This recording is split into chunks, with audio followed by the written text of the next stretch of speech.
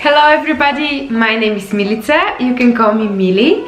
I'm a certified life coach and an NLP master, and in today's video we're going to talk about how important is to not follow blindly authorities. How crucial actually is to carry critical thinking view.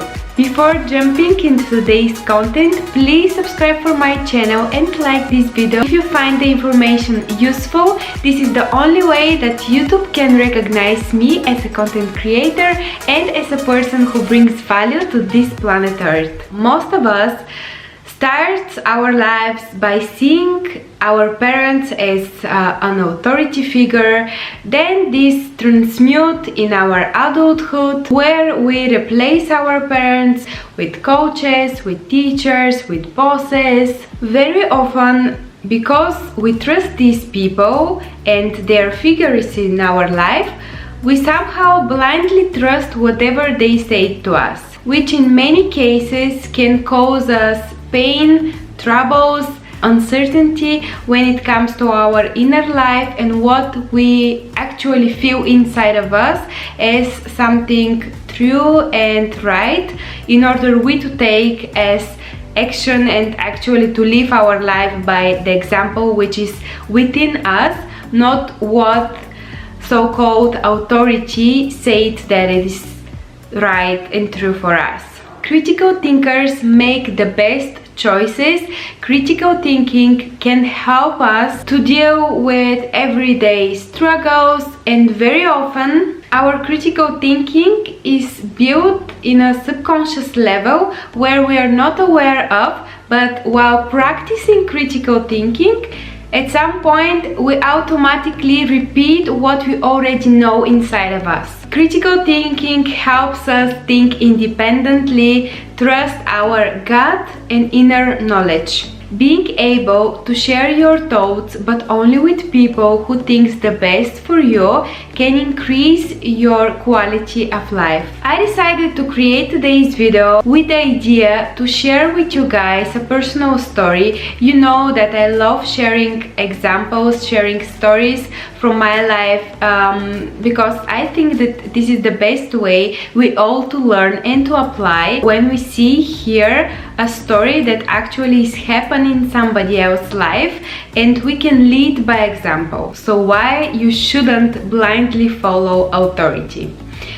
Back in 2016-2017, somewhere there, I'm not actually very sure what was the exact year, I was in Salzburg, Austria. I was participated in Erasmus program and I decided to study for one semester at the University of Salzburg. There I have an option to choose from few subjects and to apply for the classes at the university. So I have period of time where I was thinking which exact subjects to choose, and the first one that it just comes to my mind was presentational skills, because back then I already knew that this quality will be very beneficial and it will only springboard me in my life. Although back then I have no idea that I will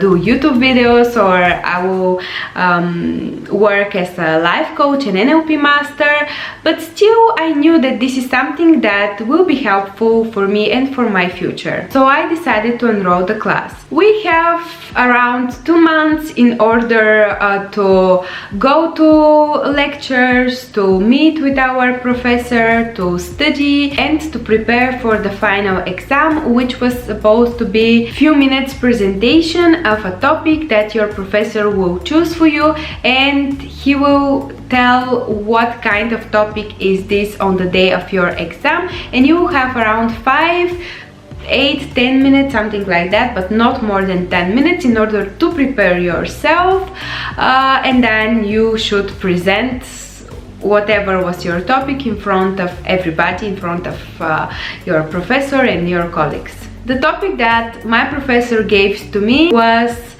to speak about refugees in Europe, To be honest, I have no clue what first is the word refugee. I had to Google it in order to understand what is this word. And also I find it very...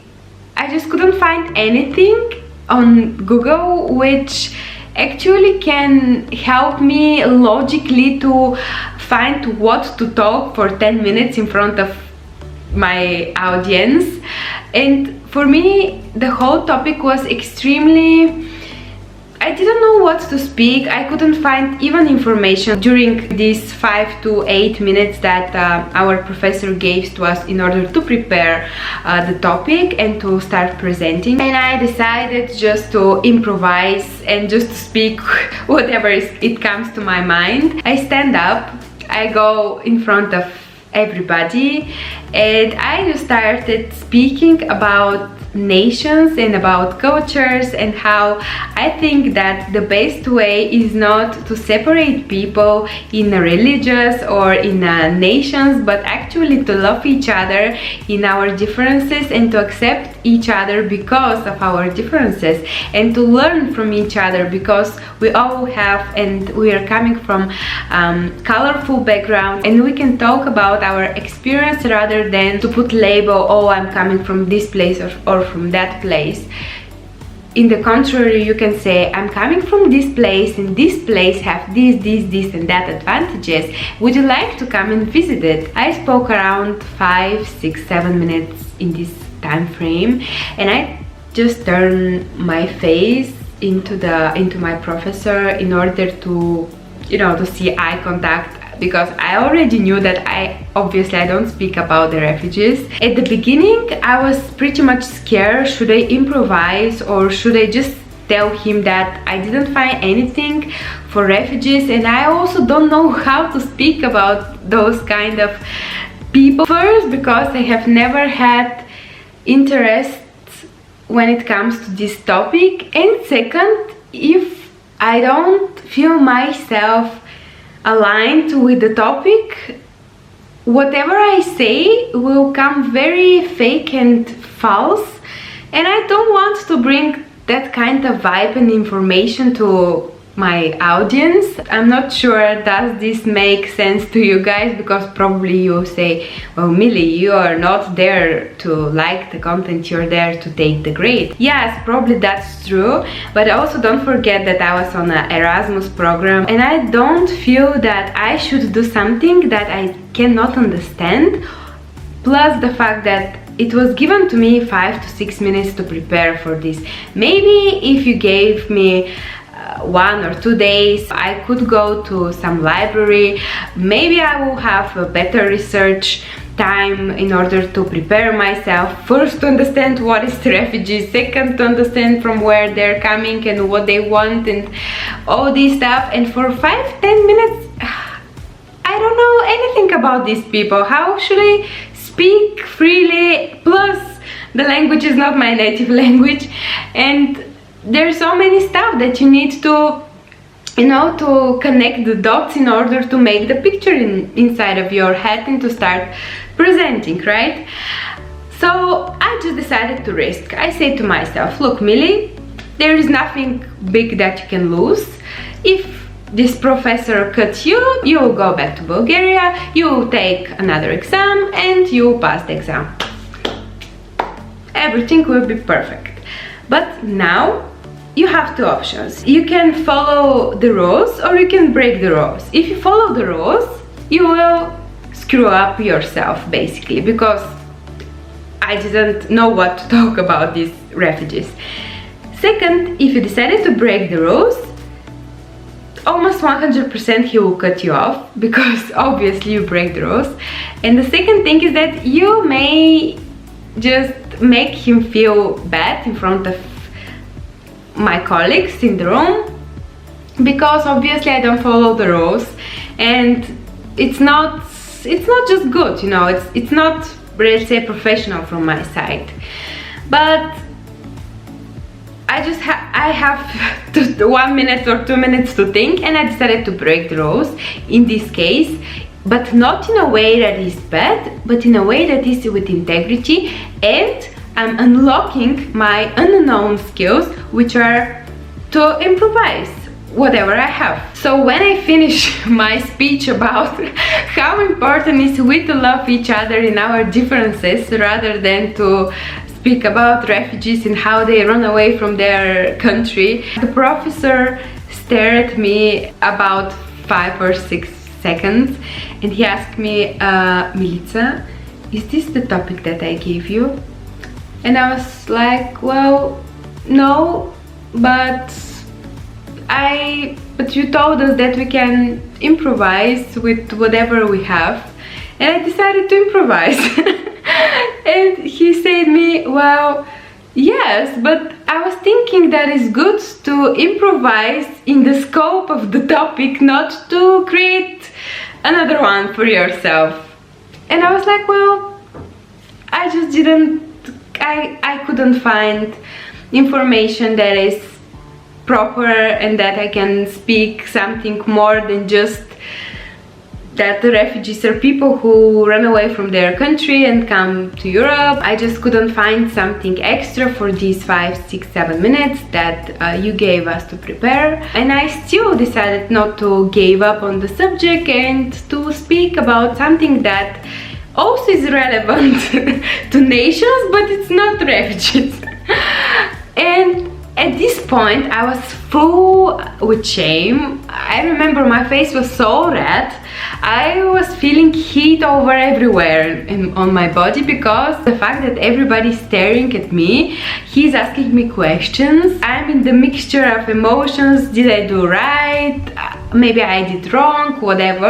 Like, I was 100% sure that he will cut me off. How this story is connected with our video today. The professor gave me 2 feedbacks at the end of my presentation. The first one was that I shouldn't break the rules, I should follow his rules, and his rules was to speak about refugee. Let's say that I was 50-50 agree with that. The second one, that I believed him, and this was my huge mistake because I ruined my life for almost 3 years in self-sabotaging thoughts, is that he told me, you have to work on your dialect, you have very harsh dialect. And this literally was so much pain for me because few months before this presentation skills I already have this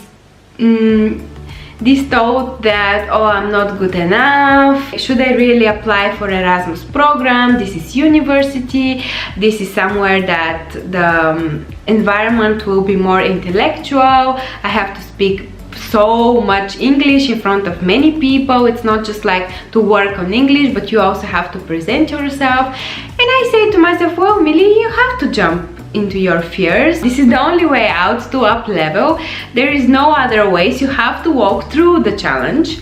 And that's why I decided actually to apply for Erasmus.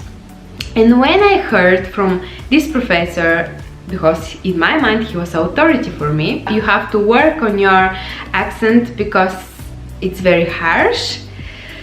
To be honest, guys, I forgot about refugees and whatever I did a few minutes ago. The only thought that was stuck in my head until the rest of the day and the next 3 years when it comes to presenting myself and to speaking English was, you have very harsh accent, you have to work on your accent.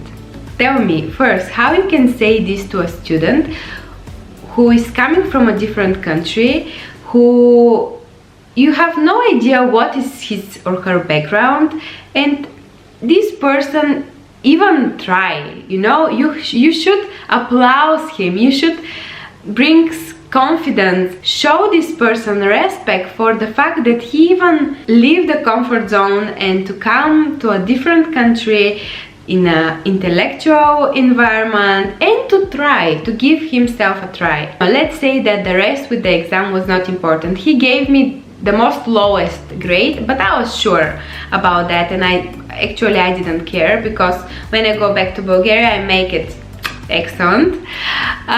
The point here was that I trust blindly an authority, and I needed 3 years in order to clear myself, to purify myself from the thoughts that actually practice means perfect. And when you practice speaking language, you will clear step by step your dialect, your accent, whatever you have. What is beneficial in this case is that you, as a foreign person, you are step ahead in front of everybody who doesn't even try it, who doesn't even allow himself to make mistakes, allow himself to have harsh dialect or harsh accent or whatever some kind of authority thinks that is your problem. When actually this is your unique trait, that you have to applaud yourself about it, to give yourself pat on the back and to say, great job my man, great job my girl, you did it, a great job, and I'm so proud with you, and you're amazing, and you're so talented. And this is your way of building your inner empire when you walk through the challenge and when you practice, and again and again and again. I want to finish today's video with the message: never trust blindly authority. Never allow people to install beliefs that are not yours. Who you gonna trust powerfully affects your faith in who you are. Don't allow people who are not in your shoes and have zero understanding about your life and what is your background and how your childhood, let's say, was, to have the final word when it comes to you, your desire and your dreams. If I have the mindset which I have today, the only thing that I would say back then to this professor will be, I try, I give my best. I'm in a country where it's not my native language. You should at least applaud me for the courage and for the bravery that I present today. Probably this would be the only sentence that I would say, and I just would sit down. I'm a person who don't scream, I don't shout, I just live. And you understand how important I am in my absence. That's how I think that person with integrity and self-respect should act. So guys, I hope that this video brings value to yourself and makes you feel courageous and believing in yourself, believing in your ability. No matter how many smalls you make, know that you can achieve anything you believe in if you don't allow people, authorities, to speak instead of you. Let me know in the comment section below, guys, do you think that we should follow blindly our teachers, coaches, bosses, parents, siblings, whoever you consider as authority in your life? What do you think about critical thinking, and do you practice in your day-to-day life? I'm very curious to read your comments and to interact with you. Thank you very much, my lovely people, for your time spent on my video. I'm sending you lots of love, lots of warm hugs. Subscribe for this channel if not yet, like the video, spread the love, and I hope to see you in my next one. Bye bye!